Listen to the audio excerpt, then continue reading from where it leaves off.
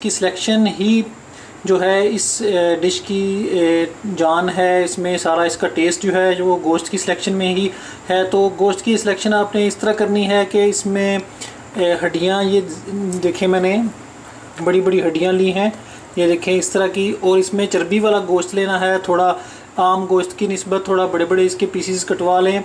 और हड्डियाँ ज़रूर, जितनी आप ज़्यादा इसमें हड्डियाँ डाल लें उतना ही इसकी जो यखनी और इसका टेस्ट है वो बहुत ज़बरदस्त सा बनता है।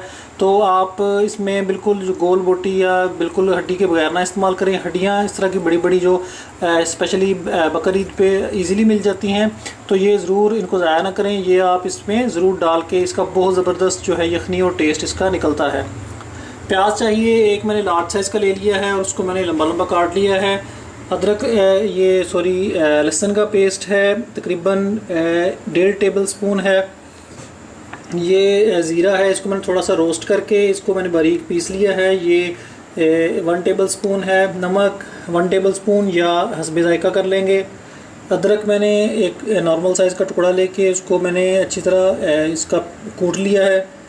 ये धनिया है, इसको मैंने ये 1 टेबल स्पून है, इसको भी मैंने अच्छी तरह कूट लिया है। और ये स्याह मिर्च है, इसमें सिर्फ काली मिर्च ही डाली जाती है और इसमें कोई मिर्च नहीं यूज़ होगी। तो ये 1 टेबल स्पून है भर के मैंने डाली है। और ऑयल जो है वो ऑयल बहुत एहतियात से इस्तेमाल करें, थोड़ा ऑयल यूज़ करेंगे स्टार्ट में क्योंकि चर्बी वाला गोश्त है तो ख़ुद ही चर्बी छोड़ेगा। तो ऑयल कहीं ज़्यादा ना हो जाए, तो मैं इसमें आधी प्याली के करीब ऑयल से स्टार्ट करूँगा।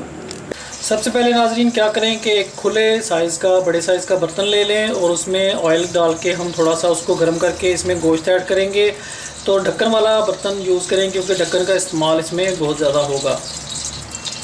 नाज़रीन सबसे पहले क्या किया है कि इसको मैंने ऑयल थोड़ा गर्म करके गोश्त डाल लिया है इसमें। अब गोश्त को हमने 3 मिनट के लिए इसको तेज़ आंच पे भूनेंगे और 2-3 मिनट इसको हम थोड़ी मीडियम आंच पे इसको थोड़ा भून लेंगे ताकि रंग इसका चेंज हो जाए। फिर इसमें हम इसके बाद अदरक लहसुन का जो पेस्ट है वो ऐड करेंगे। मैं स्टेप बाय स्टेप आपको बताता हूँ साथ साथ क्या करना है।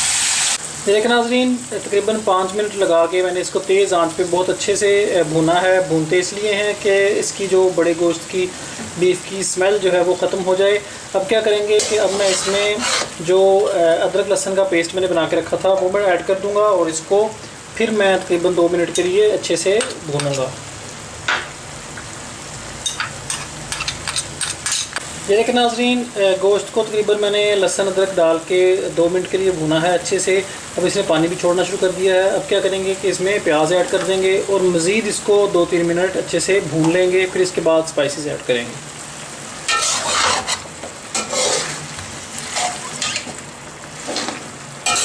ये एक नाज़रीन प्याज डालने के बाद मैंने इसको 2-3 मिनट लगा के फिर भुना है। प्याज जो है वो थोड़े देख लें आपके सामने थोड़े सॉफ्ट हो गए हैं।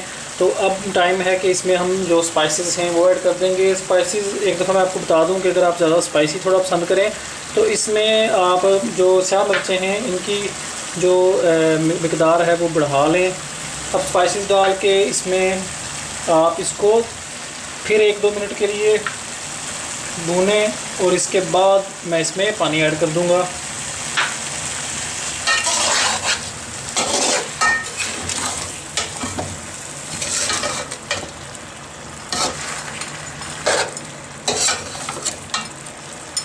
एक नाज़रीन स्पाइसेस डाल के मैंने इसे तकरीबन 2 मिनट के लिए मज़ीद पकाया है। अब क्या करेंगे कि इसमें पानी ऐड कर देंगे। पानी इतना ऐड करना है कि गोश्त जो है हमारा सारा डूब जाए, क्योंकि अब हम इसको ढक के पकाएंगे स्लो से मीडियम आंच के दौरान। तो पानी इतना डाल देंगे गोश्त जले नहीं।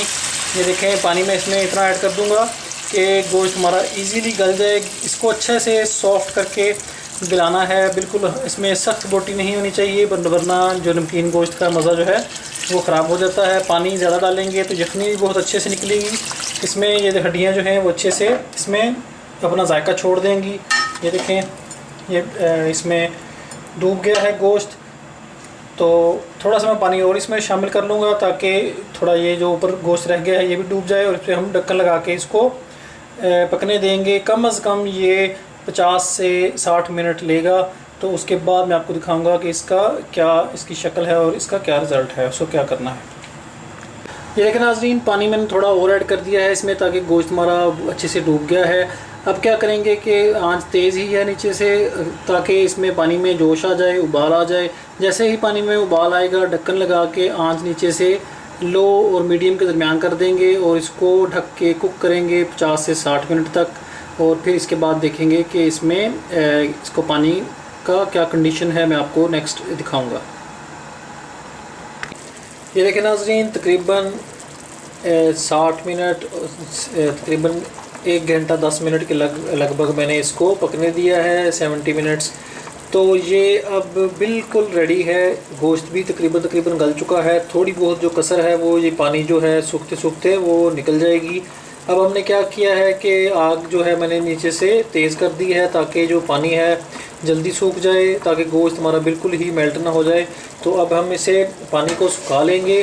फिर इसके बाद अगर हमने जितना भी इसमें शोरबा या ग्रेवी रखनी हुई तो उस हिसाब से पानी को हम छोड़ लेंगे। बाकी अब अभी फ़िलहाल पानी मेरे हिसाब से ज़्यादा है। वैसे अगर आप होटल्स में से जो खाते हैं, जो लाहौर साहिवाल के दरमियान रास्ते में जो होटल है, KPK के जो लोग हैं उन्होंने बनाए हैं वहाँ पे, तो उनका जो शोरबा है वो इतना ही पतला होता है, यखनी जो होती है।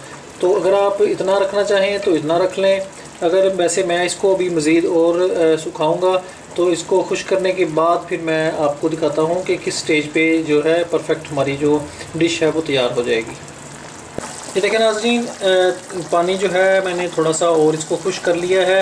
आपको एक बात यहाँ पे बताता चलूँ कि जो होटल्स में वो लोग सेल करते हैं, आप खाते हैं वहाँ पे, ये जो डिश है तो वो इस शक्ल में होती है। ये देखें, इसकी यखनी जो है वो इतनी पतली होती है और इसका सारा जो टेस्ट है वो इसी यखनी में ही होता है। ये देखें, तो अगर आप इसको बिल्कुल खुश्क पसंद करें तो आप इसका पानी बिल्कुल इसको खुश्क कर लें और इसको भून लें, तो ये बिल्कुल सिर्फ इसकी बोटियाँ रह जाएंगी और सिर्फ इसमें थोड़ा बहुत जो शोरबा बचेगा तो वो रह जाएगा।